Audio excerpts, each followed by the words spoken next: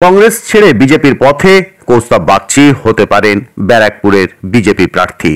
কৌস্তবের এই সিদ্ধান্তে বাংলায় ফিরে এলো ইতিহাস। সিপিএম এর সঙ্গে কংগ্রেসের শীর্ষ নেতৃত্বের যোগসাজশ অভিযোগ তুলে দল ছেড়েছিলেন কংগ্রেস ছেড়েছিলেন মমতা বন্দ্যোপাধ্যায়।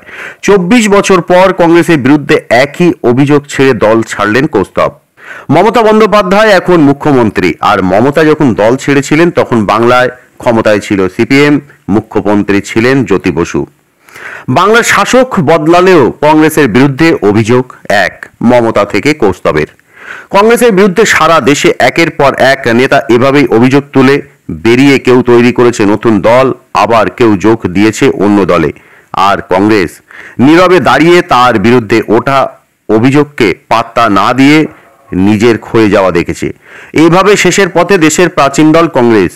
প্রশ্ন এখানেই, যে দল নিজের নেতাদের কথা ভাবে না, সেই দল মানুষের কথা, মানুষের উন্নতির কথা কতটা ভাবতে পারে? আদৌ কি ভাবা সম্ভব? যদি তা সম্ভব হতো তাহলে কংগ্রেসের আজ এই অবস্থা হতো না। আর এ কারণেই কংগ্রেসের উপর ভরসা, আস্থা হারিয়েছে দেশের সংখ্যাগরিষ্ঠ ভোটাররা। দেশের বিভিন্ন রাজ্যে ক্ষমতা হারিয়েছে কংগ্রেস। কেন্দ্রে না ফেরার সম্ভাবনা বেশি।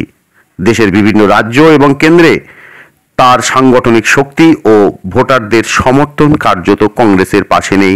আর এই বাস্তব সত্যিটা বুঝে কংগ্রেস ছাড়লেন কৌস্তব। কংগ্রেস সভাপতি মল্লিকার্জুন খাড়গে এবং রাজ্য প্রদেশ সভাপতি অধীর রঞ্জন চৌধুরীকে ইমেল করে নিজের সিদ্ধান্তের কথা জানিয়ে দিয়েছেন কৌস্তব। রাজ্যে প্রধানমন্ত্রী নরেন্দ্র মোদী আসার আগে কৌস্তবের দলত্যাগ, বিজেপিতে যোগদানের জল্পনা তুঙ্গে। সূত্রের দাবি, কৌস্তব বিজেপিতে যোগ দিয়ে ব্যারাকপুর লোকসভার প্রার্থী হতে পারেন। কংগ্রেস ছাড়ার কারণ হিসেবে কৌস্তব চিঠিতে উল্লেখ করেছেন, আত্মসম্মান খুঁজে তিনি কংগ্রেসে থাকতে চান না, তবে মাথা মুন্ডন করে তৃণমূল সরকারকে বাংলা থেকে উৎখাত করার জন্য যে প্রতিজ্ঞা করেছিলেন সেই অবস্থান থেকে সরছেন না, রাজনীতিতেই থাকবেন, সেই বিষয়টি পরিষ্কার করে দিয়েছেন কলকাতা হাইকোর্টের এই তরুণ আইনজীবী। কৌস্তবের কথায়, আমাকে হয়তো এখন অনেকেই দল বিরোধী তকমা দেবেন, কিন্তু আমি বারবার একটা কথা বলে এসেছি, এই দুর্নীতিগ্রস্ত তৃণমূলের সঙ্গে কংগ্রেসের হাত মিলিয়ে লড়াইয়ের বিষয়টির আমি বিপক্ষে। কংগ্রেস এখানে নিজেকে তৃণমূলের আউটফিট বলে মনে করছেন। শীর্ষ নেতৃত্ব প্রদেশ কংগ্রেসকে কোনো গুরুত্ব দিচ্ছে না, সম্মান দিচ্ছে না। তাই আত্মসম্মানের সাথে সমঝোতা করে দলে থাকতে চাই না। এরপর উস্কে দেন বিজেপি যোগের কল্পনা, বলেন, দু একদিন অপেক্ষা করুন, পরিষ্কার হয়ে যাবে।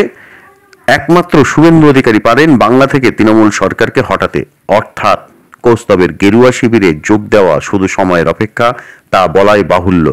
উল্লেখ্য, সম্প্রতি একাধিক ইস্যু নিয়ে কংগ্রেসের সঙ্গে দূরত্ব বাড়তে শুরু করেছিল।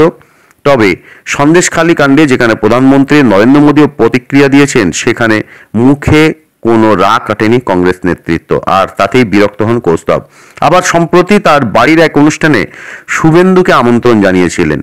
তাই গেরুয়া শিবিরে যোগ দিয়ে তৃণমূলের বিরুদ্ধে লড়তে চলেছেন তিনি, এমনটা রাজনৈতিক মহলের দাবি।